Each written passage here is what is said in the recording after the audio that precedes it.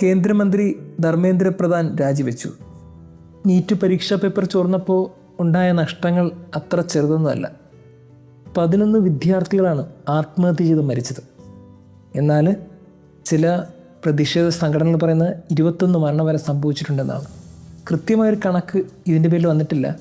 പക്ഷെ എന്തായാലും ഒരു കാര്യം മനസ്സിലായി, കുറേ അധികം കുഞ്ഞുങ്ങൾ അവരുടെ സ്വപ്നം പൊലിഞ്ഞു പോയതിനെ ഓർത്ത് അവരുടെ ജീവൻ അവസാനിപ്പിച്ചിട്ടുണ്ട്. 23 ലക്ഷത്തിലധികം കുട്ടികൾ മാനസികമായി തളർന്നുവെന്നാണ് റിപ്പോർട്ട് പറയുന്നത്. ഇനി സാമ്പത്തിക നഷ്ടം വേറെയാണ്.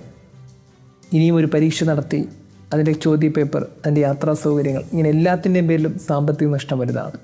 അതിനപ്പുറത്തേക്ക് ഒരു രാജ്യം മുഴുവൻ പ്രതിഷേധത്തിന് തെരുവിലിറങ്ങേണ്ടി വന്നു. അതിൻ്റെ പേരിൽ തെരുവ് പട്ടികളെ കണക്ക് മർദ്ദനമേൽക്കേണ്ടി വന്നു. ഇതൊക്കെ സംഭവിച്ചത് കാലങ്ങൾ കൊണ്ടല്ല, നിമിഷ നേരം കൊണ്ടാണ്. കുറഞ്ഞ നാളുകൾ കൊണ്ട് ഒരു പരീക്ഷാ പേപ്പർ ചോരുന്നു, അതിന് പ്രതിഷേധം ഉണ്ടാകുന്നു, പിന്നീടത് വലിയൊരു മൂവ്മെൻറ്റായി മാറുന്നു, പിന്നീട് രാജ്യം മുഴുവനും അത് ഏറ്റെടുക്കുന്നു, എല്ലാവരും തെരുവിലിറങ്ങി, അവസാനം കേന്ദ്രമന്ത്രി രാജിവെക്കുന്നു. ഇതിൻ്റെയൊക്കെ പ്രതിഷേധം തുടങ്ങിയത് എവിടെയാണെന്നറിയോ? ഒരു ഇൻസ്റ്റാഗ്രാം പോസ്റ്റിലാണ്. അഭിജിത്ത് ദീപ് കെ എന്ന യുവാവ് ഈ കാര്യങ്ങളൊക്കെ കണ്ടപ്പോൾ ഇൻസ്റ്റാഗ്രാമിൽ ഒരു പോസ്റ്റ് ഇട്ടു. ആ പോസ്റ്റിന് ഒത്തിരി ഫോളോവേഴ്സ് ഉണ്ടായി, ലൈക്ക് കിട്ടി. ഉടനെ അതൊരു തീവ്രവാദ സംഘടന എന്ന് പറഞ്ഞ് അതിനെ ഗവൺമെൻറ് ബ്ലോക്ക് ചെയ്തു. വീണ്ടും അയാൾ തുടങ്ങി, വീണ്ടും ഒരു പോസ്റ്റ് ഇട്ടു, വീണ്ടും അതിന് ഫോളോവേഴ്സ് കൂടി. വെറുതെ ഇൻസ്റ്റഗ്രാമിലിട്ടൊരു പോസ്റ്റിൽ ഒരു രാജ്യം മുഴുവൻ തെരുവിലിറങ്ങി, അവസാനം അതൊരു പ്രക്ഷോഭമായി മാറി.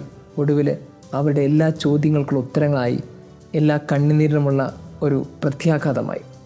നമ്മൾ ഓർക്കണം, ഒരു രാജ്യം മുഴുവനും ഉറ്റുനോക്കിയിട്ടുള്ള, എല്ലാവരും ഒരുമിച്ച് കൈപിടിച്ച് പ്രതിഷേധിച്ച ഒരു പ്രത്യേക മൂമെൻറ്റിന് ആരായിരുന്നു കാരണം? ഒരു ചെറിയൊരു ഇൻസ്റ്റാഗ്രാം പോസ്റ്റാണ്. ഒരു യുവാവിന് പ്രതിഷേധിക്കണമെന്ന് തോന്നിയതുകൊണ്ടാണ്. എല്ലാവർക്കും നീതി കിട്ടിയ ഒരു സമയമാണ് ഇപ്പോൾ കടന്നു പോയത്. ഒരു ഇൻസ്റ്റാഗ്രാം പോസ്റ്റ് ഒരു പുളിമാവ് പോലെയാണെന്നും ഒരു കടുകുമണി പോലെയാണെന്നും പറഞ്ഞാൽ സംശയമുണ്ടോ? നസ്രത്തിലെ ക്രിസ്തു 2000 വർഷങ്ങൾക്ക് മുമ്പ് നമ്മളെ ഓർമ്മിപ്പിച്ച ഒരു ഗോസ്പൽ പാസേജിൻ്റെ കൃത്യമായ വചനം മാംസം ധരിച്ചാണ് ഈ സംഭവം. യേശുവിൻ്റെ വാക്കുകൾ ഇങ്ങനെയായിരുന്നു: ദൈവരാജ്യം കടുകുമണി പോലെയാണ്, അത് ഏറ്റവും ചെറുതാണ്, എന്നാൽ അനേകം പക്ഷികൾക്ക് അത് അഭയമായി മാറും. ഒരു പുളിമാവ് അത് ഏറ്റവും കുറവാണ്, എന്നാൽ എല്ലാ മാവിനെയും പുളിപ്പിക്കാൻ അതിന് സാധിക്കും. ഏറ്റവും ചെറുതെന്ന് കരുതുന്ന പലതും അത്ര ചെറുതല്ല. അതുണ്ടാക്കുന്ന ഇമ്പാക്റ്റ് നമ്മൾ ചിന്തിക്കുന്നതിനപ്പുറമാണ്. അങ്ങനെ ഒരു യുവാവ് ഈ രാജ്യത്തെ മുഴുവനും നയിച്ചതിൻ്റെ പാഠമാണ് നമ്മൾ കണ്ടത്. നീതിയൊന്നും അങ്ങനെ തകർന്നു പോകുന്നില്ല എന്നും ഒരു പുളിമാവിന് വലിയൊരു മാറ്റം ഉണ്ടാക്കാനാകുമെന്നും ഓർമ്മിപ്പിച്ച ജീവിതമാണ് ഈ യുവാവിൻ്റേത്. അങ്ങനെയാണെങ്കിൽ നമ്മൾ ഓർക്കണം, നമ്മൾ ചെയ്യുന്ന ഒരു കാര്യവും വെറുതെ ആകില്ല. ഒരു ദേവാലയത്തിനകത്തു നിന്ന് ഒരു വൈദികൻ വചനം പ്രഘോഷിക്കുന്നതും, ഒരു കോൺവെൻറ്റിനകത്ത് ഒരു സിസ്റ്റർ മുട്ടുകുത്തി ദിവ്യഗാനത്തിന് മുമ്പിൽ മണിക്കൂറുകളോളം പ്രാർത്ഥിക്കുന്നതും, ഒരമ്മ അടുക്കളയിൽ തൻ്റെ കുടുംബത്തിന് വേണ്ടി ജീവിതം ഹോമിക്കുന്നതും, ഒരപ്പൻ കുടുംബത്തിന് വേണ്ടി രക്തം വിയർപ്പാക്കി അധ്വാനിക്കുന്നതും, മക്കൾ മാതാപിതാക്കളുടെ സ്വപ്നത്തിന് ചിറക് നൽകാൻ രാപ്പകലില്ലാതെ പഠിക്കുന്നതും ഒന്നും വെറുതെയാകില്ല. എല്ലാം കടുകുമണിയോളവും പുളിമാവ് പോലെയും ഏറ്റവും ചെറുതാണെങ്കിലും അതിനൊക്കെ ഉണ്ടാക്കുന്ന പ്രത്യാഘാതങ്ങൾ ചിന്തയ്ക്കും വാക്കിനും അപ്പുറത്തായിരിക്കും.